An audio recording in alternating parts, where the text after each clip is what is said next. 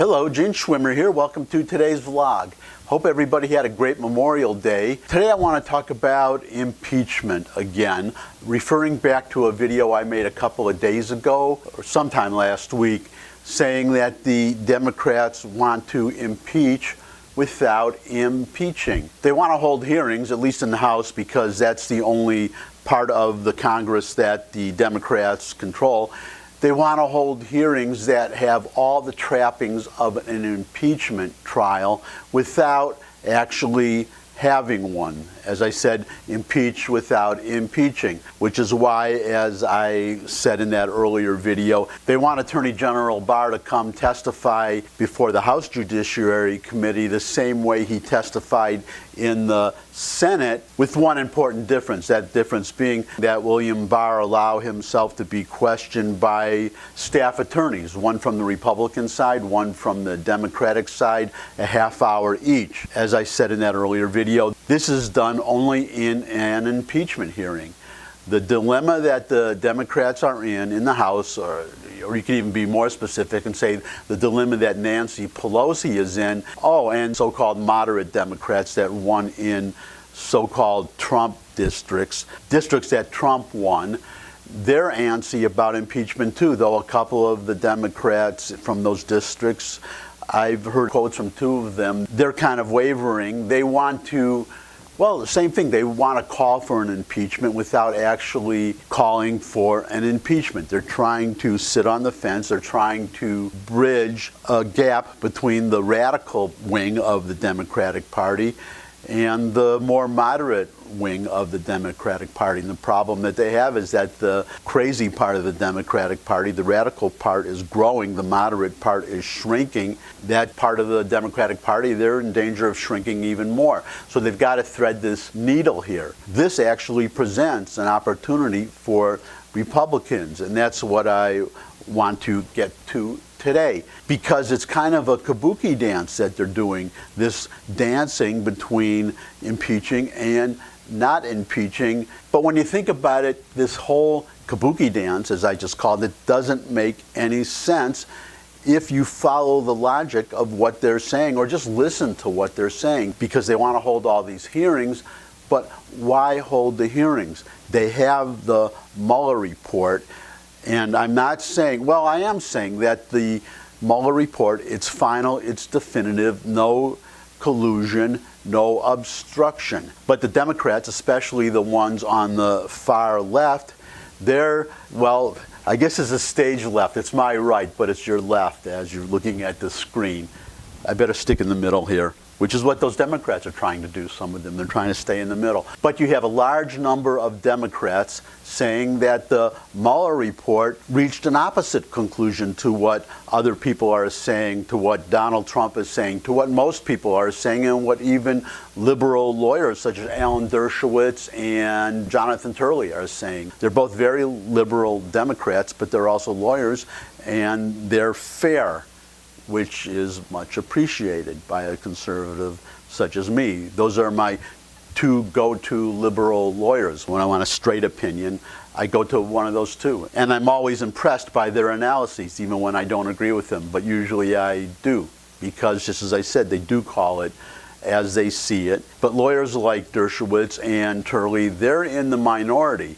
Remember, all those Democrats on the House Judiciary Committee, those are all lawyers too. And then you have Lawrence Tribe. I don't know what the heck happened to him. That's strung a case as you would want of Trump derangement syndrome. He's gone completely over the edge. The point is, if you think the Mueller report already shows collusion with the Russians, and there are a few Democrats that still believe that, though most of them have gotten off of this because the Mueller report was very conclusive on that, where it was not as conclusive, more of a political statement than a legal statement. I've never heard of legal analysis saying not enough evidence to determine one way or the other about obstruction of justice in this case, because either you have evidence of a crime or you don't. And if you don't have evidence of a crime, then you're presumed innocent. So Trump is exonerated. As a practical matter, he is. Mueller did not want to say that, which I think is shame on Mueller. because he made a political statement. But you still have a much larger number of Democrats who are still on this obstruction of justice, I guess you could call it a motif, a theme, whatever, narrative that they want to pursue. And they say that the Mueller report says that conclusively, that he obstructed justice, even though there obviously is no motive there, because if he didn't collude with the Russians, then what is there to obstruct? But Democrats don't care about that.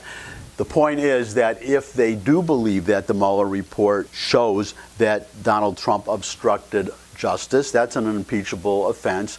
They say the Mueller report shows that conclusively. So why dig any farther? Why have these hearings? Go ahead and impeach, which is what a lot of these Democrats are calling for. They're saying impeach, impeach, impeach. We have enough now.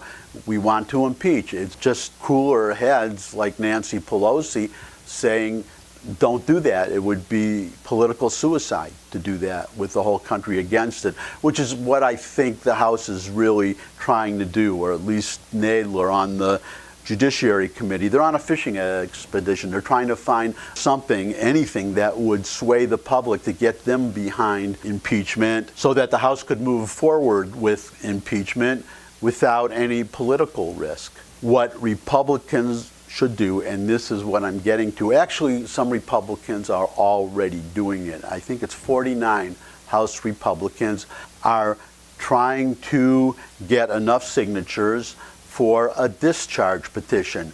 Now, if you don't know what a discharge petition is, that's a petition that requires 218 House members to sign. If they get those signatures, what that does is it forces the House to bring the matter, the subject of the petition, to a vote. So as I stand here today, we have Nancy Pelosi refusing to bring to the floor a vote on a motion to impeach the president. What a discharge petition would do is it would force her to bring it to a vote, which would embarrass a lot of House Democrats.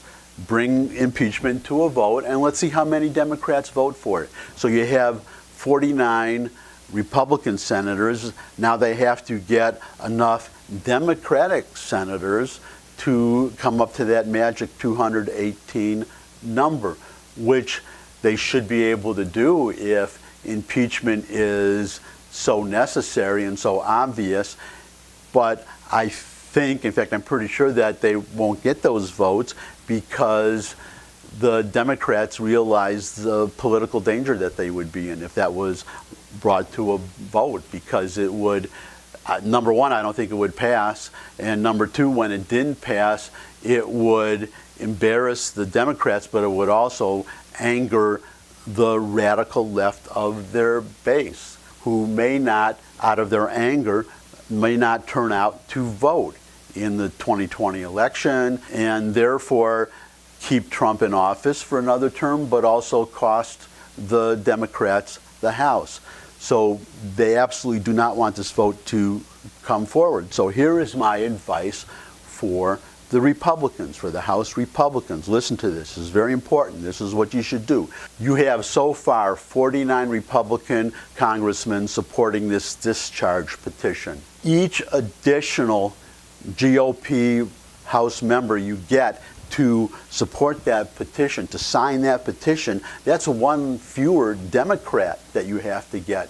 So ideally, all of the Republicans, I mean, how many are there? There are right now 197 Republican House members.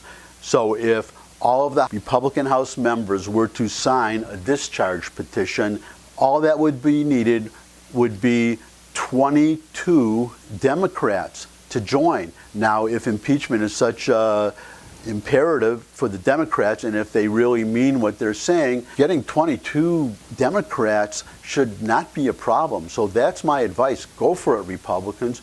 All of you sign a discharge petition and then go out and get only 22. That's slightly less than 10% of the 235 House Democrats that there are. Just get those 22 and you've got it.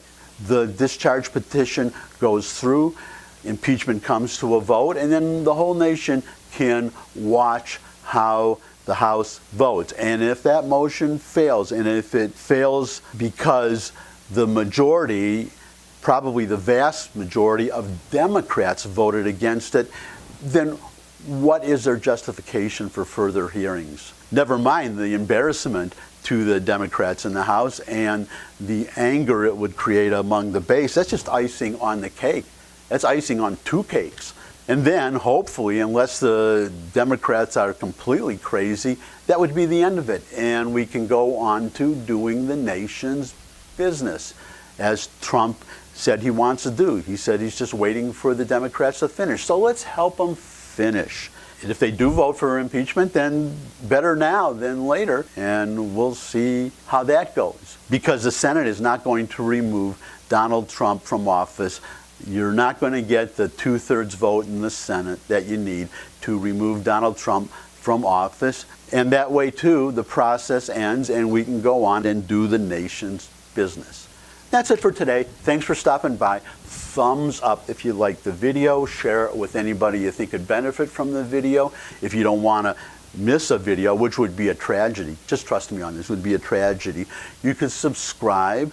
Or you can just tune in. I do these Monday through Friday. I try to do them Monday through Friday. So far I've been managing to keep that schedule, and I like to take the weekend off to just recharge, relax, like everybody else.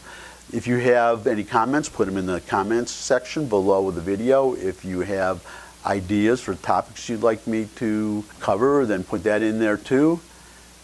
And that's it for now. Oh, and if you have a Twitter account, tweet my video URLs out to your followers and ask them to retweet. That would be fantastic, because the more people that watch this vlog, obviously, the better. And the more I get to hear what everybody thinks out there.